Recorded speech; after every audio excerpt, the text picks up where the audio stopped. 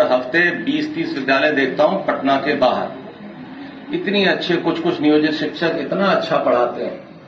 हमने तो किशनगंज में एक लेडी प्रिंसिपल को देखा, उनका पूरा टीम नियोजित शिक्षक का था। हमने उनको कहा SCRT में पटना में बुलाएंगे, उनका क्लास कराएंगे। इतना ऑर्गेनाइज, इतना कंट्रोल। मैं हाजीपुर में एक बार गया था तो वो दो शिक्षिका थी, बच्चों को 1 2 3 पढ़ा रही थी, FLN किट। ठीक है, वो 15 नंबर कैसे बनाना है, 15 में 10 जोड़ेंगे तो कैसे होगा। उनका वो प्लास्टिक के उनके कोन्स थे, कोन पे हम सामान दिया गया था FLN किट, उसका इस्तेमाल हो रहा था। इतने जोश में बच्चे पढ़ रहे थे, छोटे छोटे बच्चे, तो बहुत अच्छी तरह पढ़ा रहे थे। हमने तो कितना हम लोगों को बताया गया कि जब कोई हमारे आप नियोजित शिक्षक जो BPSC में सेलेक्ट हुए हैं, तो कई छात्रों ने रो रो के उनको विदाई दी है कि आप हमारे स्कूल से चली गई हैं, हम लोगों का क्या होगा। हमें तो लोगों ने बताया, तो ऐसा नहीं है। तो बहुत अच्छे अच्छे टीचर हैं इसमें। बस हम लोगों को ये एक नैरेटिव को तोड़ना है कि ये स्कूली शिक्षा में टैलेंट नहीं है। शिक्षक में टैलेंट है, ये साबित करने की बात है। उसको बस हमें एक डेमोन्स्ट्रेशन देना है। तो ये जो हम लोग नियमावली बना रहे हैं, सक्षमता परीक्षा बना रहे हैं, एक इस नैरेटिव को तोड़ने के लिए कि साहब ये देखिए, ये पास भी कर गए और सब हो गया। तो इसलिए हम तो बहुत कई जगह देखा हमने।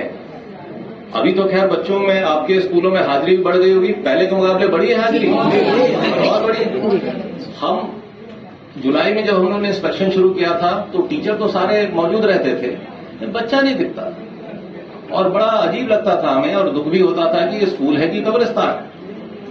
लेकिन हम देखते थे कि टीचर, एक स्कूल में हम गए, 11वीं में एक बच्ची बैठी हुई थी केवल पूरे क्लास में।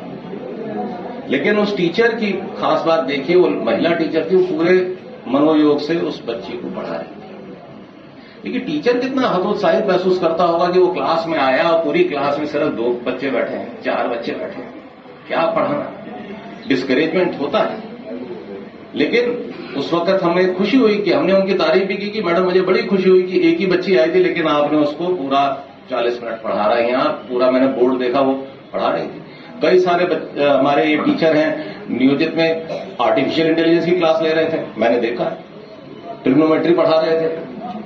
तो अपार टैलेंट है और बहुत सिंसियरिटी है, बहुत मेहनत हो रही है आप लोगों को। इसीलिए मुझे खुशी है कि हमें कोई नया कुछ करना नहीं पड़ रहा। हम लोग जो वैकेंसी भर रहे हैं वो एक नीतिगत तरीके से BPSC के माध्यम से भर रहे हैं। पहले की प्रक्रिया थी कि हम लोग पंचायत से करते थे, और अब BPSC से लोग आगे, वैकेंसी भर गई है। जैसे जैसे छात्रों को पता चल रहा है कि टीचर आ गए हमारे स्कूलों में, तो हाजिरी और बढ़ गई।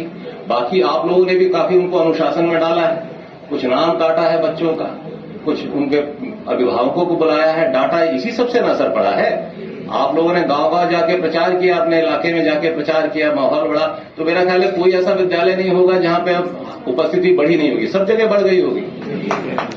तो हम आप लोग इसके धन्यवाद के पात्र हैं, जो मेहनत आप कर रहे हैं। हमें आशा है कि आप आगे भी इसी तरह मेहनत करते रहेंगे।